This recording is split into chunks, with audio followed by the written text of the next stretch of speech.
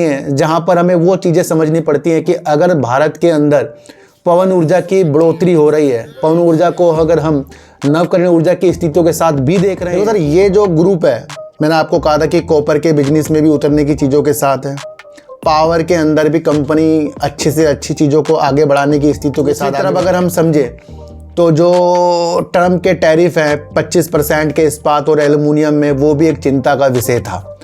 अब इससे पहले पहुँचाने के लिए हर संभव प्रयास किए हैं और उसी के अंदर से JSW स्टील जो है दुनिया की सबसे मूल्यवान कंपनी बन गई है।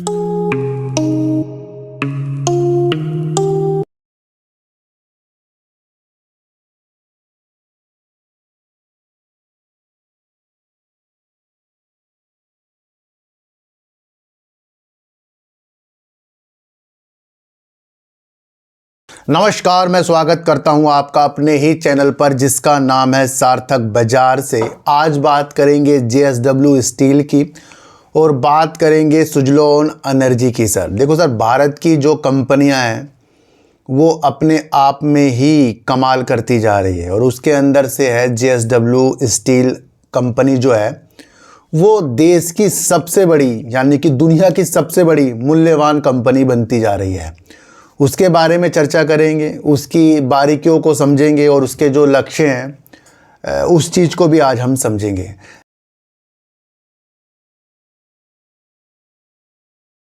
देखो सर, JSW स्टील आपको पता ही है, संजय जिंदल जी इसके मालिक हैं और इसकी भागदौड़ उनके हाथों में है, इसलिए उन्होंने अपनी ग्रुप की कंपनियों को बुलंदी तक पहुंचाने के लिए हर संभव प्रयास किए हैं और उसी के अंदर से JSW स्टील जो है दुनिया की सबसे मूल्यवान कंपनी बन गई है। और तो और इसमें टाटा स्टील जो है 5वें नंबर पर है। तो उसके बारे में चीज़ों को आज हम समझेंगे। देखो सर, मैं आपको बताऊं कि JSW स्टील मुख्य रूप से लोहे और इस्पात उत्पादों के निर्माण और बिक्री के व्यवसाय में लगी हुई है। ये विविधतापूर्ण 23 बिलियन अमेरिकी डॉलर के JSW ग्रुप का प्रमुख व्यवसाय है।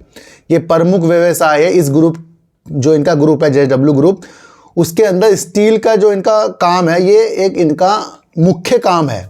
दूसरी तरफ अगर हम समझें तो ग्रुप की रुचि जो है भैया ऊर्जा में है, बुनियादी ढांचे में है, सीमेंट में है, पेंट में है, खेल और उद्यम पूंजी में इनकी रुचि है।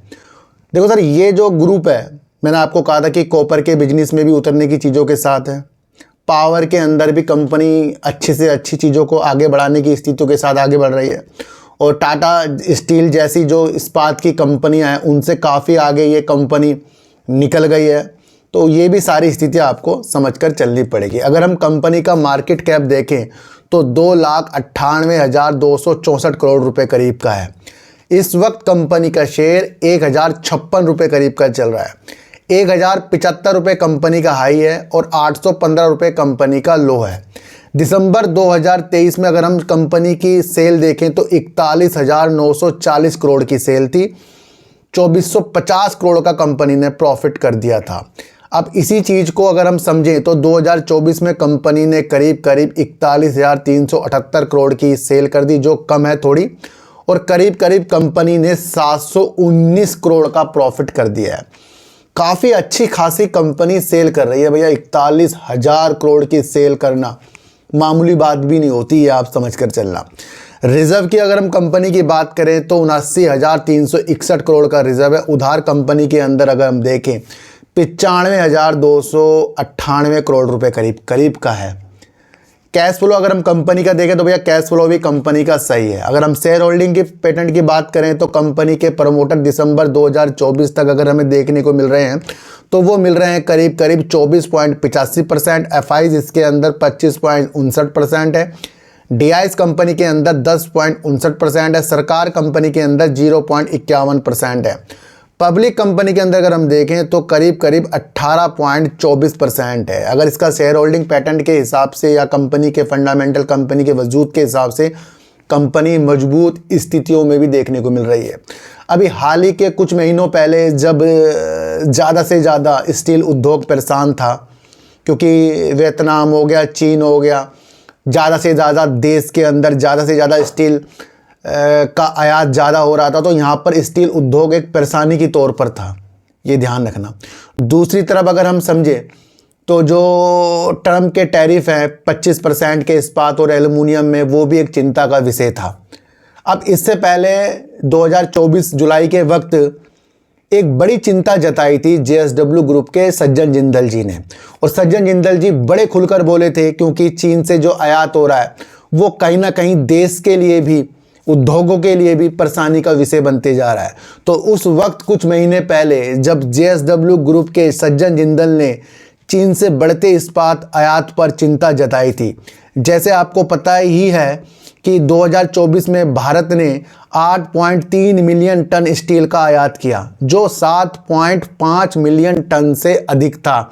यानी कि ज़्यादा से ज़्यादा भारत के अंदर हो रहा था आयात, और निर्यात उससे काफ़ी कम हो रहा था। तो ये एक चिंता का विषय था, और यही सारी चीज़ों को देखकर सज्जन जिंदल जी ने अपनी आवाज़ उठाई थी।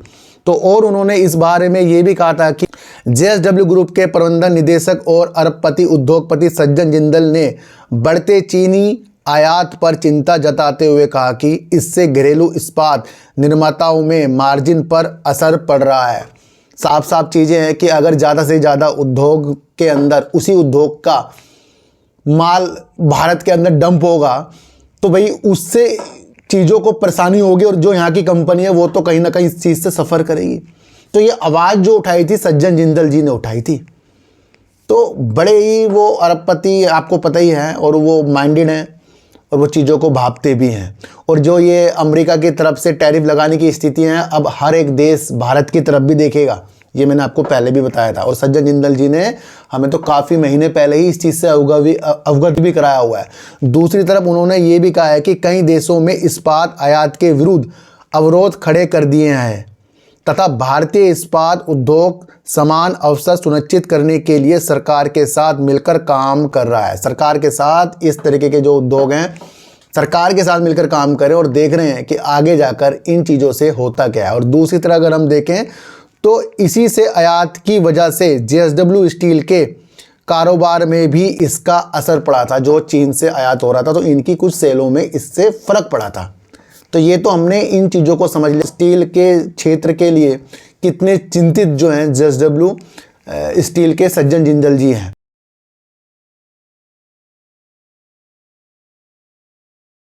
दूसरी तरफ अगर हम सज्जन जिंदल जी के द्वारा कुछ चीज़ों को समझे, यानी कि JSW स्टील की वृद्धि के विस्तार के बारे में समझें, तो ये न्यूज़ को भी आपको समझना जरूरी है, जहां पर वित्त वर्ष 2031 तक के लक्ष्य भी हमें बताए गए हैं, जहां पर हमें देखने को मिल रहा है कि JSW स्टील का विस्तार समझते हैं। JSW स्टील ने वित्त वर्ष 2031 तक अपनी घरेलू क्षमता को 50 मिलियन टन प्रति वर्ष MTPA तक विस्तारित करने की योजना बनाई है, जिसमें ब्राउनफील्ड विस्तार और मूल्य वर्धक अधिग्रहण पर ध्यान केंद्रित किया जाएगा, जिसमें विजयनगर और डोलवी संयंत्रों पर मुख्य ध्यान दिया जाएगा, और 15% घरेलू बाजार हिस्सेदारी का लक्ष्य रखा जाएगा। तो भैया ये वित्त वर्ष 2031 के लक्ष्य स्टील सेक्टर की बड़ी दिग्गज कंपनी JSW स्टील ने हमें बताए हैं। अब हम समझेंगे कि क्या मुख्य न्यूज है जिससे JSW स्टील मुख्य तौर पर अपने मार्केट कैप के हिसाब से दुनिया की सबसे मूल्यवान कंपनी बनती जा रही है। देखो सर, न्यूज इस तरीके से आ रही है कि JSW स्टील बनी सबसे मूल्यवान स्टील कंपनी, टाटा स्टील 5वें नंबर पर है। JSW स्टील दुनिया की सबसे मूल्यवान स्टील उत्पादक कंपनी बन गई है। ब्लूमबर्ग के आंकड़ों के अनुसार कंपनी का मार्केट कैप अगर हम देखें तो बढ़कर हो गया है करीब 30.31 अरब डॉलर तक बढ़कर इनका मार्केट कैप हो गया, जिसकी वजह से ये दुनिया की सबसे बड़ी मूल्यवान कंपनी बनती जा रही है। दूसरी तरफ अगर हम एक चीज़ और समझें तो व्यापार उपचार महानिदेशक के कुछ गैर मिश्रित धातु और मिश्रित धातु के स्टील फ्लैट उत्पादों पर 200 दिनों के लिए 12% सेफ गार्ड शुल्क लगाने की सिफारिश की है। यदि वित्त मंत्रालय का राजस्व विभाग इस मंजूरी दे देता है तो कहीं ना कहीं इससे JSW स्टील और टाटा स्टील को और अन्य कंपनियों को भी फायदा हो सकता है। ये न्यूज़ मैंने आपको पहले बताई थी। जहां पर जो ट्रम्प के टैरिफ थे 25% के, उस चीज़ से बचने के लिए 12% का आयात शुल्क जो होता है यानी कि सेफ गार्ड, ये पहले भी लग चुका है देश के अंदर। कई देश जो भारत के अंदर अपनी निर्यात की स्थितियां देख रहे हैं, तो उससे निपटने के लिए अब ये एक मंजूरी की नीतियां वित्त मंत्रालय के पास है। अगर ये चीज़ें हो जाती हैं तो 200 दिनों के लिए ये 12% की स्थितियां हो जाएंगी, जिससे कुछ ना कुछ फर्क पड़ेगा और यहाँ से बेनिफिट लेने वाली कंपनी JSW स्टील और टाटा स्टील जैसी कंपनी बन जाएगी। तो आज हमने काफ़ी मुख्य तौर पर फंडामेंटल चीज़ों के साथ, न्यूज़ के साथ, और वो टैरिफ की स्थितियां और वो आवाज़ उठाने की स्थितियां जो निर्यात के साथ भारत के अंदर आयात हो रहा है, वो JSW सज्जन जिंदल जी ने उस पर भी आवाज़ उठाई थी। तो ये आज हमने आपको JSW स्टील की बारीकियां समझाई। और किसी को भी, भैया मैं आपको फिर बता रहा हूँ, खरीदने बेचने की नीतियाँ बिल्कुल भी मेरे चैनल पर नहीं है। मैं आपको फिर एक बार बता रहा हूँ, ना मेरा कोई टेलीग्राम ग्रुप है, ना कोई व्हाट्सएप ग्रुप है, ना ही आज तक हमने इन चीज़ों के ऊपर वर्क किया, ना ही आज तक हमने बनाया है। तो टिप्स पे काम नहीं करना है, अपने द्वारा वर्क करना है।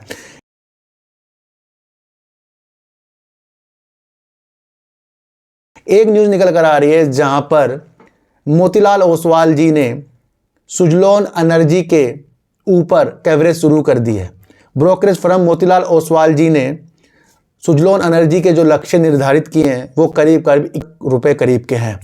देखो, तो कुछ स्थितियां होती हैं जहां पर हमें वो चीज़ें समझनी पड़ती हैं कि अगर भारत के अंदर पवन ऊर्जा की बढ़ोतरी हो रही है, पवन ऊर्जा को अगर हम नवकरणीय ऊर्जा की स्थितियों के साथ भी देख रहे हैं कि उसके अंदर कुछ योगदान भारत के अंदर पवन का भी होगा, तो उससे ही रिलेटिव ये न्यूज़ है जिसके अंदर मोतीलाल ओसवाल जी ने कवरेज किया है। भारत की नवकरणीय ऊर्जा के अंदर अगर सुजलॉन एनर्जी का अपना योगदान कुछ होगा, उस वजह से कुछ उन्होंने चीज़ों को हमें समझाया है। तो इस न्यूज़ को भी आज हम समझकर चलेंगे। देखो सर, एक न्यूज़ निकल कर आ रही है जहां पर ब्रोकरेज फर्म मोतीलाल ओसवाल ने सुजलॉन एनर्जी लिमिटेड पर कवरेज शुरू कर दी है और साथ ही साथ खरीद की सिफारिश की है। ₹70 करीब के कंपनी के टारगेट के ऊपर उन्होंने बताया, 70-71 के टारगेट के ऊपर उन्होंने बताया। और इसलिए बताया है कि मोतीलाल ओसवाल का मानना है कि भारत के नवकरणीय ऊर्जा मिश्रण में, यानी कि अगर पूरी की पूरी नवकरणीय ऊर्जा की स्थितियां हम देखें तो उसके अंदर पवन ऊर्जा की स्थितियां कितना योगदान देगी, उसके बारे में उन्होंने बताया है। तो इसी तरीके से पवन ऊर्जा का हिस्सा 20% होने की संभावना है।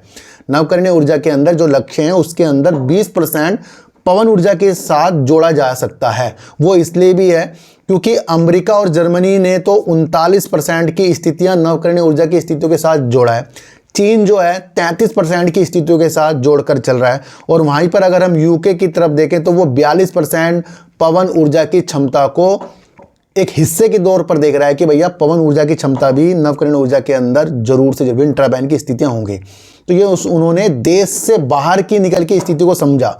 और इसी तरीके से उन्होंने हमें कहा है कि जो पवन ऊर्जा का अधिक ध्यान देने की आवश्यकता को दर्शाता है कि अगर अन्य देश अपनी अपनी क्षमता में इतनी इतनी चीज़ें नवकरणीय ऊर्जा के अंदर पवन ऊर्जा की चीज़ों के साथ जोड़ रहे हैं, तो कहीं ना कहीं यहाँ से हमें देश के अंदर भी सुजलॉन एनर्जी की भी जो क्षमता है वो भी बढ़ती हुई देखने को मिलेगी। और अगर 20% की संभावना ऊर्जा की जोड़ने की क्षमता है, तो कई ऐसी कंपनियां, आपको पता है इनॉक्स विंड भी इसमें काम कर रहा है, अडानी ग्रुप भी कंपनी विंड में काम करती है और कंपनी विंड में काम करती है। फिलहाल हम सुजलॉन एनर्जी की बात कर रहे हैं, तो 20% का हिस्सा वो सारे मिला के होगा, केवल सुजलॉन का नहीं होगा। तो इंपॉर्टेंट न्यूज़ है। अगर इस न्यूज़ को आप समझे कि नवकरणीय ऊर्जा के अंदर 20% का हिस्सा विंड टर्बाइन का हो सकता है, तो सुजलॉन एनर्जी भी उसके अंदर भागीदारी हो सकता है, क्योंकि सुजलॉन एनर्जी के पास करीब करीब 5.9 गीगावाट की ऑर्डर बुक की क्षमता है, जिसको वो आगे जाकर निष्पादित भी कर सकता है।